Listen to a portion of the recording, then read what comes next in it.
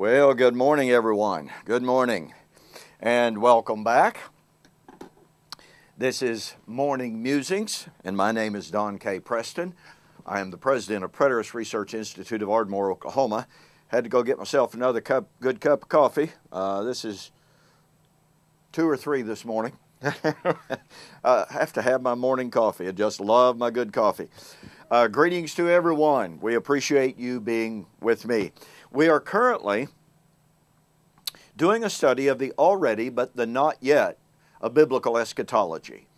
And this, of course, as a reminder, is how the New Testament writers, and of course Jesus himself, spoke of things as if they were already a reality, and then, of course, spoke of them at other times as coming realities.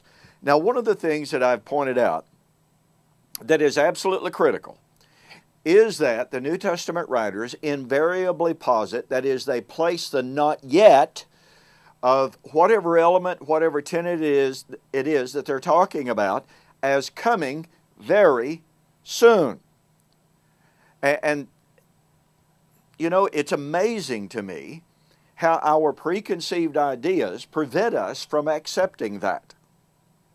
No matter what our concept of the kingdom, no matter what our concept of the body, no matter what our concept of the adoption, no matter what our concept of the resurrection, etc., no matter what our concept of those things might be, if we're going to be good, solid, biblical students dealing honestly with the text, we have to acknowledge the imminence of the events as well as the nature. We have to harmonize the two.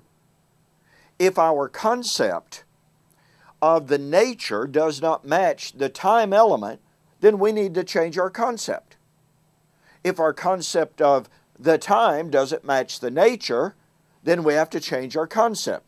But we cannot say, as good, honest Bible students, well, it's the nature of it is this, therefore the timing cannot be that. We have to bring both of them into harmony. When it can be demonstrated linguistically, contextually, that those events were to occur soon from the writers of the New Testament perspective, that demands that we change our concept of the nature. And one of the great problems we have is that we go to the New Testament and we assume that because we think we know the definition of given words, that must mean what the New Testament writers had in mind. We completely overlook or forget the The New Testament writers were writing from a Hebraic worldview. You and I are approaching the text from a Grecian worldview. There is a huge disparity between those. So, that is just a little bit of an introductory concept that we simply must grasp. By the way, there's this new book out, Misreading Scripture with Western Eyes. The authors, Randolph Richards and Brandon J. O'Brien, and this is not the only book out there, by the way, there are a number of them.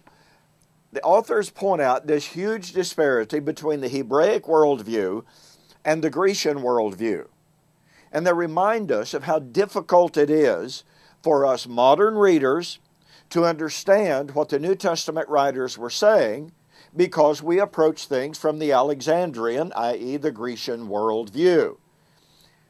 This can be seen incredibly so as a great illustration in Romans chapter 8. Paul said, or he spoke of the raising of the, quote, mortal body. Well, quote, doesn't everybody know what the mortal body is? No, everybody doesn't, it's obviously.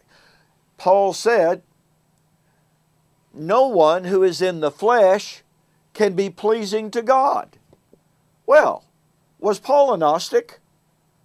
You know, the Gnostics said human biological flesh is evil, sinful, therefore can't be pleasing to God. And oh, by the way, Gnosticism didn't come along until the second century. Paul was not a Gnostic. Gnosticism is not in the New Testament. But be that as it may, you see, here's a prime example.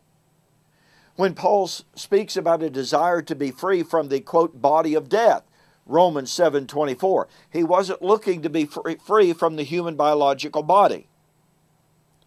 And so these are really classic examples of how Paul and the New Testament writers used terminology that sounds like one thing in our worldview, but in Paul's correct Hebraic worldview meant something completely different.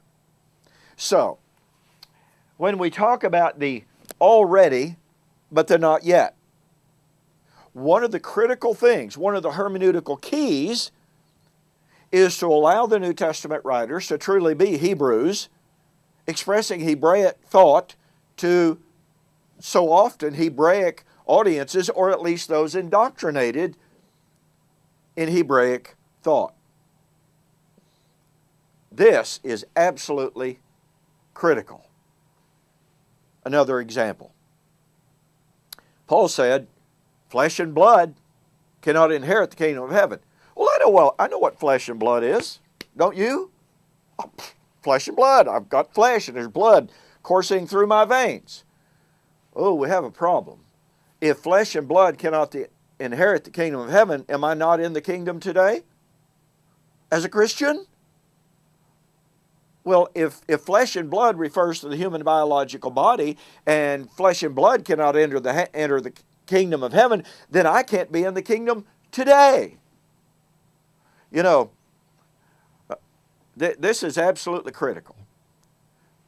To reiterate, you and I must re-examine our preconceived ideas about the definition of biblical terms that are used by the writers in ways that simply will not allow our Western definitions of those terms. Flesh and blood, flesh, mortal body, are simply a few examples, a few critical examples in which our concept of the kingdom, our concept of resurrection, our concept of salvation, all must be rethought. Now I realize I haven't dealt with the already but not yet specifically this morning, but I've dealt with hermeneutic. And this is absolutely critical in order for us to even begin to understand the already, but the not yet. Well, in our next segment, we'll get back to the already, but the not yet, and we will talk about the already, but the not yet of redemption in the first century. You don't want to miss it, so we'll see you on the flip side.